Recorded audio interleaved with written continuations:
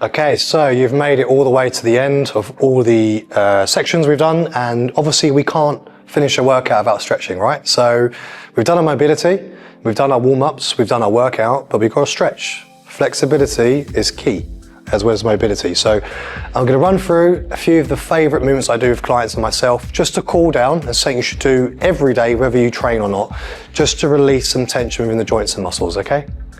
So we're going to start with the lower back first. So what I want you to do is to lay down, bring your right foot behind your left knee, one hand on the mat. With your left hand, you're going to push your knee down. At the same time, try and bring your right shoulder to the floor. Also, the leg that's being pushed down, look the opposite way and drop the head. Hold that for 30 to 60 seconds each side. You will feel a tremendous pull and a great release in your glutes, in your hips and your lower back. You might get a little click in the back. Don't worry, it's not a bad thing. It's actually quite nice and relaxing. Then, something we all know, but most people don't do it. A hamstring stretch. So you can either pull the foot back or push it forward. It's up to you. But the key thing of this one is keep the bent leg flat on the floor. Do not let it raise up. So all I'm going to do is lean forward as far as I can and hold that. Again, 30 to 60 seconds per leg. When the tension releases, try and lean further forward, but the whole time keep an eye on that leg to make sure it's not raising up. Okay? You can do it one-legged or you can do both. Then we will now work on the inner thigh and groin. So bring those feet in, and then you're going to have your arms on the inside of your legs, sit nice and upright and push your legs down until you feel that stretch. And again, hold that for a good 30 to 60 seconds. If you need more help to get it lower, you can actually hold some weights. So you're going to lay on your front, you're going to take your foot with your hand and you're going to bring the head down and pull your foot towards your bum until you feel that stretch in the quad.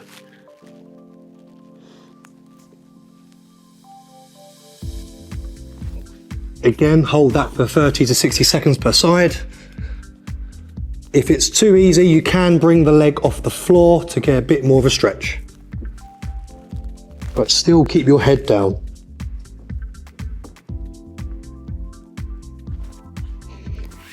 Okay, now we're going to do abs. For this one, bring the hips down and then slowly look up to the ceiling and hold that for 20 to 30 seconds. If you want to get a bit more of a stretch on the abs from the side, you can actually twist your body ever so slightly and you'll feel a pull on the lower abs on the side more than the front. So I quite like to do that for about 10 to 15 seconds each side and then go back to the center and continue to stretch. This is great for the lower back as well as the abs. Then, calves. So you can do it freestanding or you can do it against a wall or some type of structure. One foot in front of the other and then lean forward until you feel that stretch in the back calf. Keep your feet flat, don't let them come up off the floor. Try and stay upright as you lean forward and you should start to feel the ankle, the heel and the calf stretching. If it's too much, just ease off slightly or slightly narrow your stance. The wider you are and the further back, the more pull you'll get in that calf.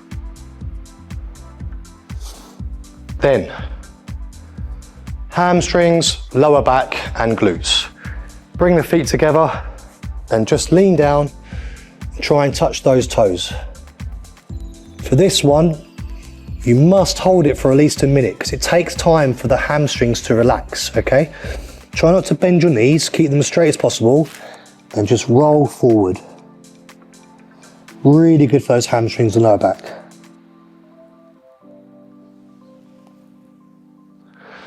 Then, we've stretched the front of the abs and the lower back. Now we need to do the obliques. So, feet nice and wide. And all you're going to do is take one arm over. This hand will come down and stretch to the side. until you feel that pull all along the right side of your body. Hold that for 30 seconds.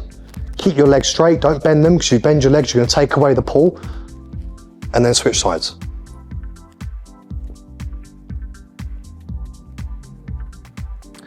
We're then going to do upper back. So for this one, we go back onto the knees, hands out in front of you, push the arms out straight, and just hold that there. You get really good upper back stretch. Again, like most movements, 30 to 60 seconds. If you do it for less than that, you're not going to have enough time to really feel any pull from what you're doing. Now, don't forget your neck, because that's been under quite a lot of strain from different movements you've done.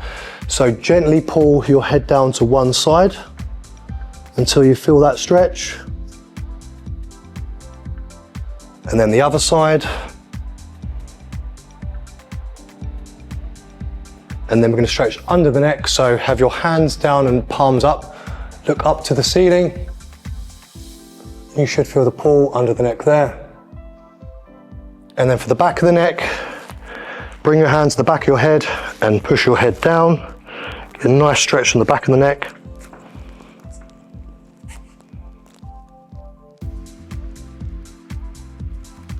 We're going to follow that with triceps. So bring one arm behind the back. Then you're going to flatten the hand and bring this hand onto your elbow and pull down.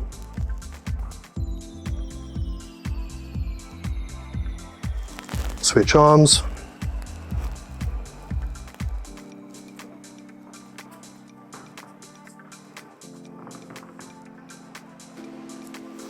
Then wrists, common area for people to have weaker wrists. We want to stretch them as well. So a great stretching movement, which I actually do in BJJ. You're going to have your hands flat and facing forward. And from here, just very slowly lean back until you feel that pull in your wrists. Just hold it there for about 20 to 30 seconds. If it's too much, just lean your weight back forward, slightly take off the tension.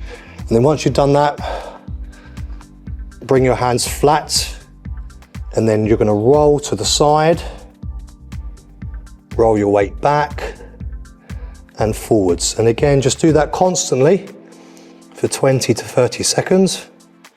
So you've stretched out the wrists on the front and the back of the hands. Then we will move on to shoulders. Now, everyone's done this in school or at some point in their life. Bring one arm over the other. This arm will be pulled up against the elbow and bring your arm across. If you can't feel this one because your flexibility is superior, you can always put your arm against a fixed object like a wall or a pillar, and you can twist outwards and you'll stretch that shoulder and chest nicely. But for this sake, we're just going to do it here. And switch arms.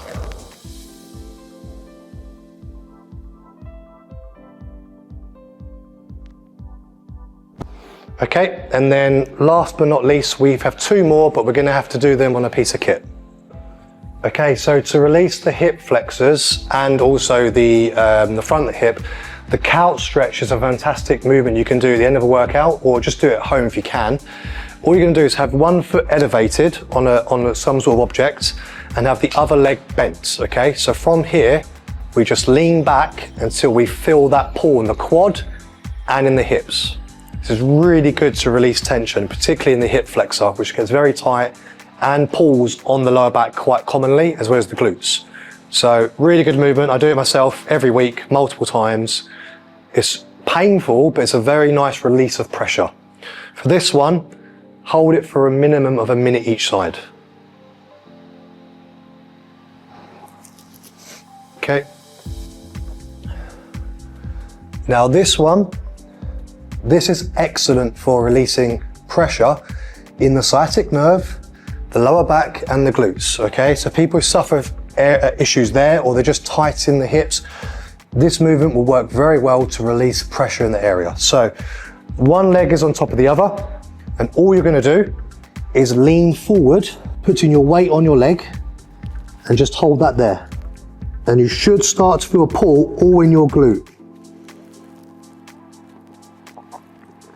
If you want more, push your leg down more and lean even further forward.